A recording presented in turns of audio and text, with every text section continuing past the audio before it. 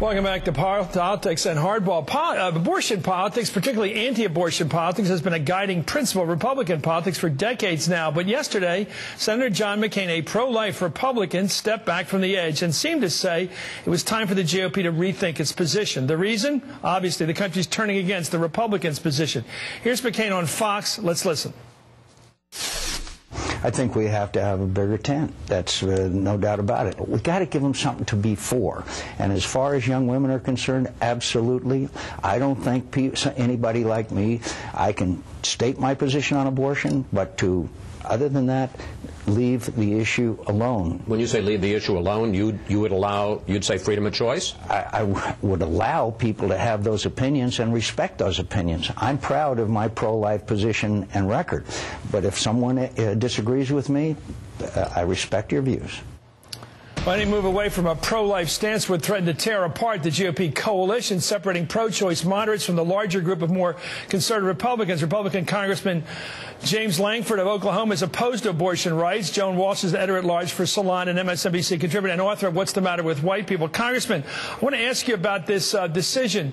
What do you make? Do you think that it's essential for the Republicans to keep a very strong pro-life plank in your party platform and keep it as a litmus test for any presidential or vice presidential candidate?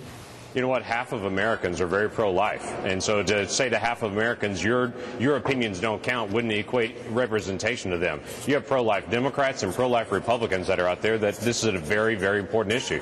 So, yes, I do think you keep it in. I think you continue the conversation, but you do it in a way that's appropriate. Chris, if you look at last year or the last 2 years of our voting in the 112th Congress, there have been 11 votes on abortion in the House of Representatives. 1,557 total votes, 11 of those dealt with abortion. This is not even 1% of our votes that have been taken in this session of Congress.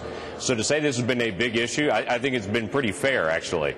Well, let's take a look at your platform, and I'll get to Joan in a minute. Quote, let's look at the platform language. This is in your platform you agreed to as a party this year. It takes a pretty tough view. It reads, quote, we support a human life amendment to the Constitution and endorse legislation to make clear that the 14th Amendment's protections apply to unborn children.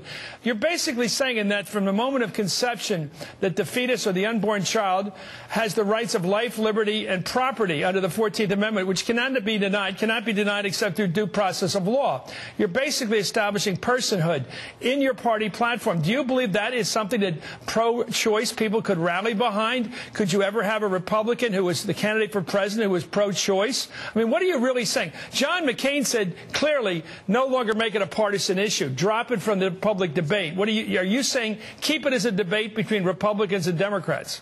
I doubt that Republicans would put someone into the White House that is pro-choice on that because there's such a strong family value among Republicans. We look into the womb and we see 2 legs, 2 arms, 2 eyes, a nose, and a beating heart, unique DNA, and we say that's a person. And so this is not anti-choice. This is pro-life. We see that as a child, and we see every single child of inherent value and should have the opportunity to be able to live.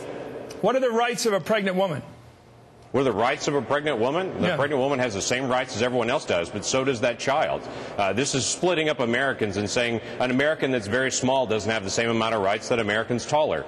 That's not true. No matter what your height is, no matter what your weight is, as an American, you have unique rights and responsibilities under our Constitution. And we want to say we want to honor life and honor people, and we don't think that's irrational. Okay, let's go to this. I follow you very rationally, sir. Don't question me. I follow your reasoning precisely. Joan, I went in here, but following his reasoning that you're a person a moment after conception, then if you use an IUD, you're a murderer. Right. So, I mean, this is the language that they use, and they choose it. I don't choose it. It's not exactly, Chris. It's not just abortion. It's certain forms of birth control would be murder, and it would be criminalized. It would be considered murder.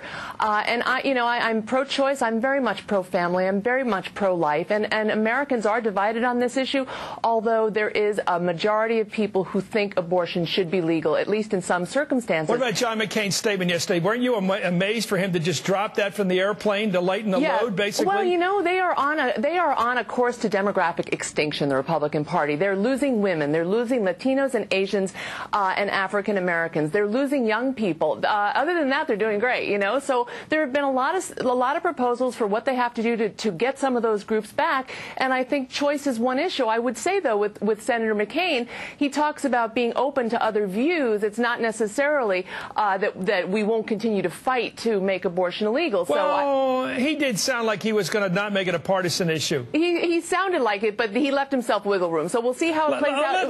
Let's talk about this, Congressman, because you're the Republican here. We're talking about your platform, okay? If somebody is of similar mind to Joan Walsh here, who agrees with your party on fiscal issues but disagrees with your issues on social issues like abortion rights, how can they or should they vote for a president who has promised to get rid of Roe v. Wade? And how can you make that case? It's the same thing. A lot of Americans have different issues that they vote on. A lot of people vote on fiscal issues, on jobs issues, on economic issues, the basics of it, the what we call the table issues, you know, those kitchen table things. That's pretty common. Some people have their first priority as a life issue, that they say, you know, it doesn't matter the economy if you don't ever have life on it. But what about the choice person? Why should a choice person vote for the continuation of this Republican platform, which says from the moment of conception, that unborn child or fetus is, in fact, a citizen with the rights of property and life and liberty, property rights even? There are plenty of people that are pro-choice Republicans that are out there, just like there are plenty of pro-life Democrats that are out there, because they're going to pick their own preferences on it. And I would disagree that this party is demographically falling apart. When a 49-51% election just occurred, you look at the House of Representatives, and you have this large percentage of Republicans there. We still are a very divided nation that is represented in our government right now. It's going to be about 47%, and most Americans voted in the House races. Most Americans did vote for Democrats. Because of gerrymandering, your party got a big majority, but that's because of gerrymandering. And I would also add, Chris... Actually, it's because the Democrats waste a lot of votes in big city Democratic districts where they get 99% of the vote. But I want to say something very important about abortion. Most women who have abortions are mothers. It is, sadly, a kitchen table issue. A lot of women are making that choice because they cannot afford to bring another child into the world.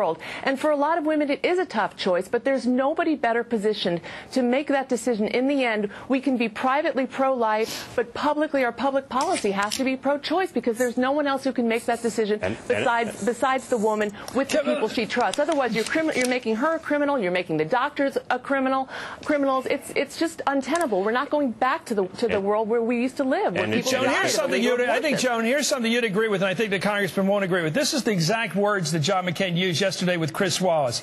I don't think anybody like me, meaning a male of a certain age, I can state my position on abortion, but to, other than that, leave the issue alone. In other words, he doesn't want to be heard on the issue, really, in terms of any debate over the platform. He basically thinks the party ought to stop fighting over it as a party.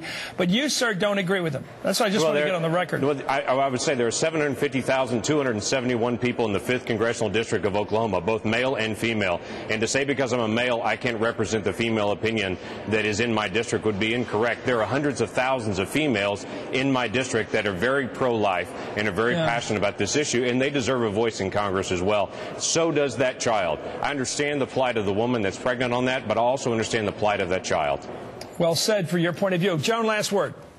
Well, I think this is going to be an issue that splits the party, because the Republicans have pandered to people who are very extreme, and that's what we've got, that language in the platform that most people didn't know about until Todd Akin made his ridiculous remarks about legitimate rape. So this is not going to be an easy one for them to finesse, Chris. A lot of people feel the way the congressman does. I think the seams in the Republican Party are starting to show. I'm not saying the bolts are snapping, but the seams are showing. Congressman, it's great having you on. You're a very articulate spokesman for your point of view. Thank you for coming on. I would definitely disagree, but thank you. Joan, you always are an articulate spokesman for a point of view I often share. Up next, what's Vice President Joe Biden